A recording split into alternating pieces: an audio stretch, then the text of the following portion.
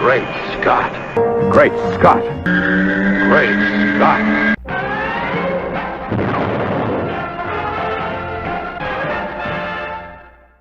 Hello everyone, and welcome to another fabulous episode of Great Scott. I'm Scotty V.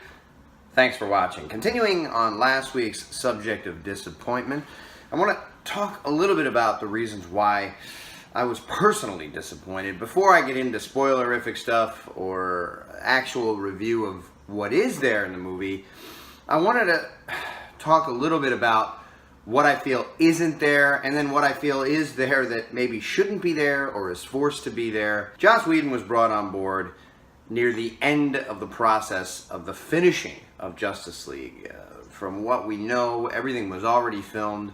There was a possibility of anywhere from 2 hours and 40 minutes to 3 hours and 40 minutes of footage that was filmed when Zack Snyder was in charge of the project. Then he decides he has to leave, possibly because of the scrutiny, the negativity, the death threats, the just downright nasty things people were saying and people have been saying since even before a scene of Man of Steel was even shot, when he was announced as the man who would be making the Man of Steel movie, and then moving forward with other movies. It's just been, I'm certain, very stressful on the man. On top of that, and the reason that was given was that his daughter had committed suicide, and so he could no longer stand to stay away from his family working on the movie, but it was mostly done, and that he himself had brought in Joss Whedon. That's a possibility, and I think it was used to make fans feel better about the fact that such a big change was happening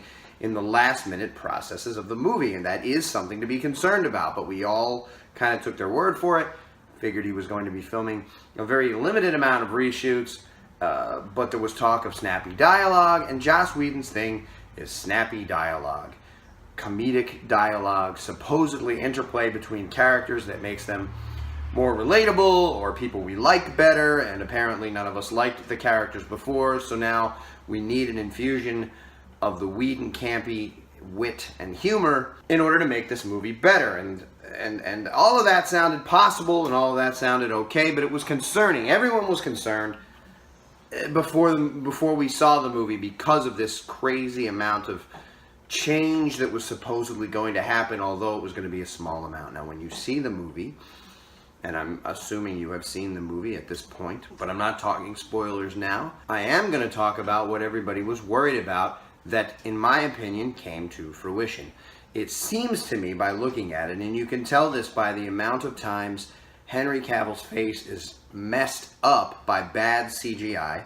You can tell by the amount of bad CGI is in the villains. You can tell by the amount of bad CGI is in the villain's powers and effects and things that he does toward the end of the movie. And you can tell by the way something as simple as Batman is treated, in his dialogue, in his actions, in his attitude, and in the way he fights parademons, that it's likely not, I have no proof of this, but when you watch it, you can feel it. It's likely not Snyder. It's not the way he films things. It's not the way he treated Batman. It's not the way he treated Superman. These guys weren't cracking jokes every minute. There wasn't a lot of sexual tension. There weren't a lot of uncomfortable moments with Diana being talked about as a sex object. And this happens now. A lot of people are saying, oh, obviously all the up-the-butt shots of Wonder Woman are Snyder because that's what he does. I didn't really notice that in the other movie that he had Diana in. I didn't notice it with Martha. I didn't notice it with Lois. I didn't notice it with any other woman in either of the two movies in the DCEU universe that we have seen so far from Snyder, but suddenly we have many, many, many, many more that people are complaining about. I actually don't think it's as bad as everyone is saying. There were a couple, but also there were many shots of the whole league from behind like that,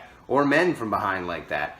So I don't know, I'm not certain that anybody was necessarily purposely shooting from that way, but that's something everyone's talking about. And lots of fans that I have heard from are super stoked, and I think the reason for that is because there are a number of good, cool, super scenes in this movie, including Superman scenes, including Flash scenes, who I didn't expect to like, including Wonder Woman scenes. Everybody has great moments in the movie, and there's a good amount of drama and action, but there really is nothing serious happening in the movie. The movie's tone is completely different, and the comedic forced dialogue is definitely Whedon, as Zack Snyder has never done any of that. Whether you like him or not, his movies have been dour and dark and serious and not very comedic at all, though Lex Luthor added some comedy and most people didn't like that in the last movie. This is, I wouldn't say non-stop attempted laugh a minute, but I would say most of what is in there doesn't really make you laugh, but they are attempting to. And Whedon's good at this. We've laughed in Marvel movies almost exclusively every time, but this is forced into places where it doesn't necessarily belong and rushed at the last minute in the final stages of a movie that was already complete. So it doesn't really work. And and there's a lot of uncomfortable humor, and you come away feeling like these are new characters you haven't seen before. And a lot of people are happy because to a lot of people, they're the characters the way they should have been from the beginning, which is great, but it feels so detached from what we already know that it's almost like we're being introduced to some of them for the first time, because none of them have any of the attitudes or thoughts or feelings or even movements that they've had previously.